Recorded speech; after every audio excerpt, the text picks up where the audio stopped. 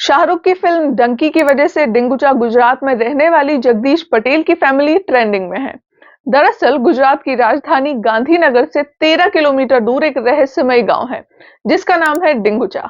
इस गांव के 50% घर वीरान पड़े हैं। इनमें रहती हैं तो बस रूह है। डेटा के मुताबिक 1800 से ज्यादा गांव वाले इस जगह को छोड़ चुके हैं। वो अमेरिका भाग गए हैं। इन्होंने सिर्फ अपना गांव नहीं छोड़ा है बल्कि अपना देश ही छोड़ दिया है। गुजरात के इस चर्चित गांव डिंगुचा में आज भी आपको हर तरफ कुछ इस तरह के पोस्टर देखने को मिलेंगे जिन पर लिखा है अमेरिका में पढ़ाई करनी है तो कांटेक्ट करो, 3 दिन में मिलेगा ऑफर लेटर। पूरे गांव की दीवार पर लगभग ऐसे ही मैसेजेस हैं जो आप तस्वीरों में भी देख सकते हैं। बात जनवरी 2022 की है जब जगदीश पटेल अपने गांव के कुछ लोगों को अमेरिका जाते हुए देखते हैं। उस रात वो सोते नहीं हैं। वो सोचते हैं कि मैं भी यही करूंगा, मैं भी अमेरिका जाऊंगा। 39 साल के जगदीश पटेल अपनी पत्नी और 2 बच्चों के साथ कनाडा की फ्लाइट पर बैठ जाते हैं। जगदीश पटेल अपने गांव में पहले बच्चों को पढ़ाया करते थे, यानी कि वो टीचर थे। वो बहुत मेहनत करके भी महीने के 9-10 हजार रुपए ही कमा पाते थे। पैसों की कमी और बेरोजगारी के चलते इन्होंने अमेरिका जाने का फैसला किया। जगदीश पटेल अपनी पूरी संपत्ति को बेचकर बड़ी मुश्किल से 65 लाख रुपए बटोर पाते हैं, उस दलाल को देने के लिए जिसने इन्हें अमेरिका तक पहुंचाने का वादा किया था, वो भी डंकी प्रोसेस से। जगदीश की पत्नी अमेरिका में सैलून में काम करना चाहती थी, तो वहीं जगदीश अपने बच्चों को बेहतर भविष्य देना चाहता था।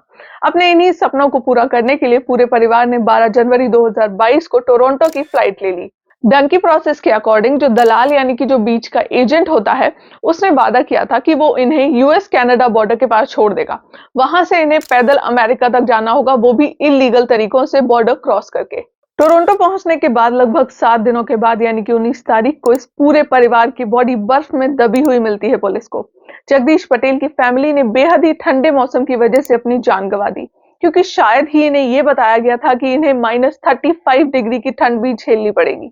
जगदीश पटेल के जैसे ही लगभग 97,000 इंडियंस को पिछले साल यूएस पुलिस ने गिरफ्तार किया है इलीगली यूएस बॉर्डर क्रॉस करने के लिए।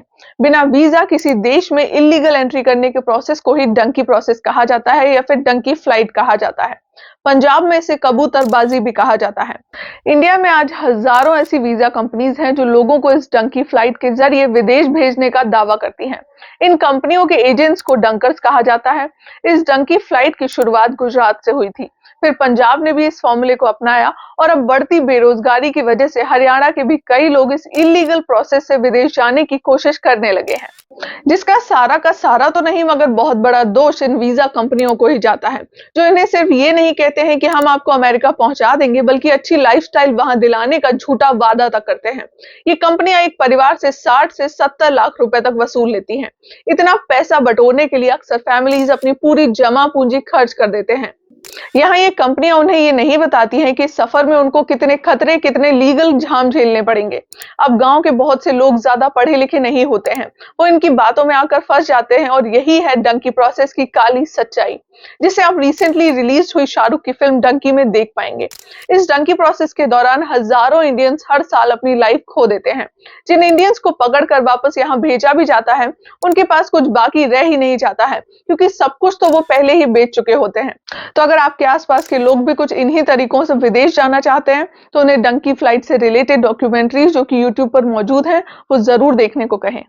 मेरी तरफ से फिलहाल के लिए इस वीडियो में इतना ही। जल्द ही फिर मुलाकात होगी आप सभी से एक नई वीडियो में। तब तक के लिए नमस्कार।